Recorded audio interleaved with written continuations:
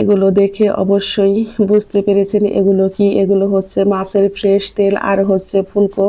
অনেকেই বলবেন এগুলো কি খায়, এগুলো হচ্ছে দারুণ মজার খাবার। যদি কখনো না খেয়ে থাকেন তাহলে আমার ভিডিওটা দেখে অবশ্যই একদিন রান্না করে খেয়ে আমাকে কমেন্ট বক্সে জানাবেন। আর এই শীতের সময় খেতে হয় কিন্তু দারুণ মজার। আমি কিন্তু এই ফুলকোগুলোকে বটির সাহায্যে এইরকম ছোট ছোট টুকরো করে কেটে নেব, কারণ ফুলকোগুলোকে ছোট ছোট পিস করে কাটতে হয়। আর এইভাবে কেটে নিলে কিন্তু চচ্চড়ি বাকি তরকারি রান্না করলে খেতে বেশ মজার হয়।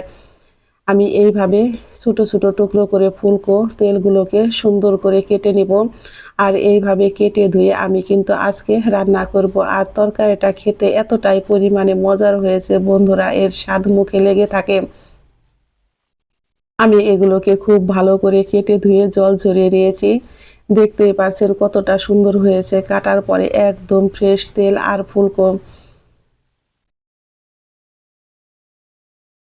আজকে আমি কিন্তু শীতকালীন সবজি দিয়ে এই রান্নাটা করব। এখানে নিয়েছি আমি মিডিয়াম সাইজের একটা বেগুন, অর্ধেক মূলা, 4টা সিম আর নিয়েছি আমি অল্প পরিমাণে একটু ফুলকপি। এগুলোকে আমি ঝুরি ঝুরি করে কেটে নিয়েছি, কারণ এই সবজিতে ঝুরি ঝুরি করে কেটে দিলেই খুব ভালো লাগে। আমি এগুলোকে বেশ ভালো করে ধুয়ে লবণ দিয়ে মাখিয়ে রেখে দেব 10 মিনিট।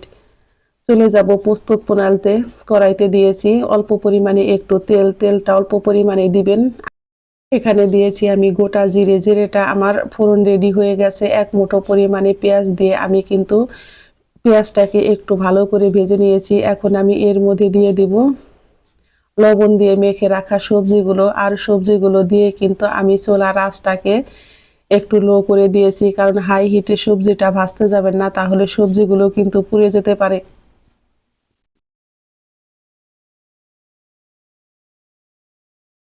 লবণ দিয়ে সবজিটা মাখিয়ে রাখলে দেখতেই পাচ্ছেন সবজিটা কিন্তু কত সুন্দর নরম হয়ে গেছে, আর তেলও কিন্তু কম লাগে।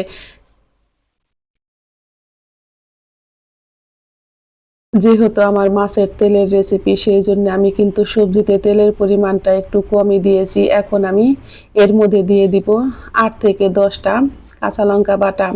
আমি কিন্তু কাঁচা লঙ্কাটাকে শিলপাটায় বেটে নিয়েছি, আপনারা চাইলে ব্লেন্ডারও ব্লেন্ড করে নিতে পারেন। এরকম করে আমি লঙ্কাটাকে বেটে দিয়ে দেব।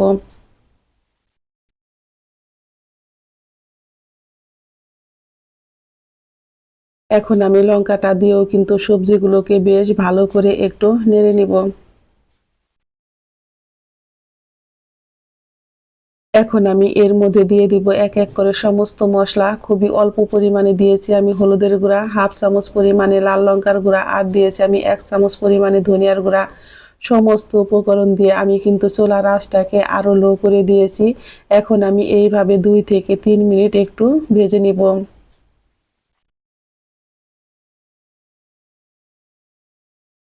আমি এখন দিয়েছি এর মধ্যে অল্প পরিমাণে জল। জলটা দিয়ে কিন্তু আমি সবজিটাকে বেশ ভালো করে একটু কষিয়ে নিব। এই সবজিটা যত ভালো করে ভাজা আর কষানো হয় তরকারিটা খেতে কিন্তু ততটাই মজার হয়। আর এই তরকারিটা কি পরিমাণে যে মজার হয়েছে বন্ধুরা, এর স্বাদ মুখে লেগে রয়েছে এখনো। আমি কিন্তু শীতের সময় এটা মাঝে মাঝে রান্না করি, আর আমার কাছে খেতে কিন্তু বেশ ভালো লাগে। আমি এখন দিয়ে দিব এই ফুলকো আর মাছের তেলগুলো। দেখতেই পারছেন কতটা পরিমাণে ফুলকো হয়েছে এখানে।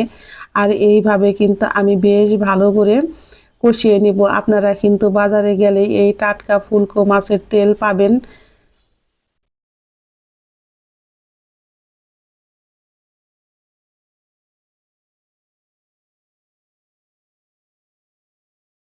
মাছের তেল কেনার সহজ উপায় হচ্ছে, দেখবেন যেগুলো মাছের তেল একদম ফ্রেশ ভালো সেগুলোই কিন্তু কিনতে হয়।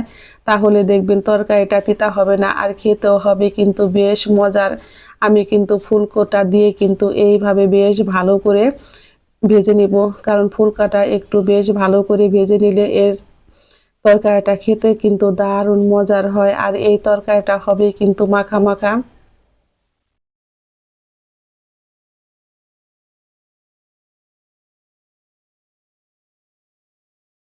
আমি ফুলকাটা দিয়েও কিন্তু 4 থেকে 5 মিনিট এইভাবে একটু বেশ ভালো করে ভেজে নিয়েছি। এখন আমি এর মধ্যে দিয়ে দিব খুবই অল্প পরিমাণে একটু জল। আমি জলটা দিয়েও কিন্তু একটু নেড়ে দেব। এই পর্যায়ে আমার রান্নার রেসিপি যদি একটু হলেও ভালো লেগে থাকে অবশ্যই একটা লাইক করবেন, কমেন্ট করবেন এবং যারা আমার নতুন বন্ধু আছেন তারা আমাকে একটা সাবস্ক্রাইব করতে ভুলবেন না। আমার নতুন এবং পুরাতন সকল বন্ধুদের জানাই আমি অসংখ্য ধন্যবাদ। এখন আমি দিয়ে দিব আর একটু পরিমাণে মাছের তেল। তেলটা দিয়েও কিন্তু আমি এইভাবে একটু নেড়ে দিব। অসম্ভব মজার হয়েছে এই মাছের তেল রান্না করা। অবশ্যই বন্ধুরা একবার এইভাবে খেয়ে দেখবেন। ভাত, রুটি, পরোটার সাথে খেতে হয় কিন্তু দারুণ মজার। যারা পছন্দ করেন না তারাও কিন্তু চেয়ে খাবেন, এতটাই পরিমাণে মজার হয়। আমার তেল রান্না কিন্তু হয়ে গেছে আর দেখতেই পারছেন কতটা পরিমাণে সুন্দর হয়েছে। এই ফুলকোগুলোও কিন্তু সিদ্ধ হয়ে গেছে আর তেলটাও দেখতে পারছেন গোটা গোটা আছে। খেতে হয়েছে কিন্তু দারুণ মজার। এখন আমি দিয়ে দিব বেশ কিছুটা পরিমাণে ধনিয়া পাতা কুচি। আর হাতের কাছে যদি এখন ধনিয়া পাতা না থাকে অবশ্যই একটু জিরার গুঁড়া দিয়ে নামিয়ে নেবেন। কিন্তু ধনিয়া পাতা দিলে এর স্বাদটা হয় অন্য রকমের মজার, সেই জন্য আজকে আমি কিন্তু বেশ কিছুটা পরিমাণে ধনিয়া পাতা কুচি দিয়ে দিব।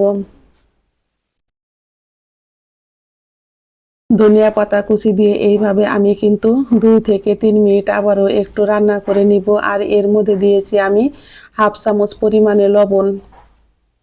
লবণটা দিয়ে কিন্তু আমি আবারও একটু নেড়ে দিব। আর দেখতেই পাচ্ছেন তরকারিটা কিন্তু একদম জল শুকিয়ে গেছে আর কতটা পরিমাণে সুন্দর হয়েছে।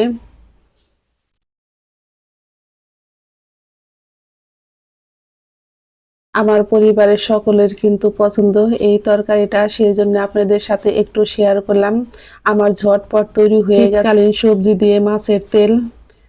অবশ্যই একবার হলো আপনারা এই রেসিপিটা খেয়ে দেখবেন। খেতে হয় কিন্তু দারুণ মজার আর কাউকে খাওয়ালেও কিন্তু সে আপনার প্রশংসা করবে, কারণ এই তরকারির স্বাদটা মুখে লেগে থাকে, এতটাই পরিমাণে মজার হয়।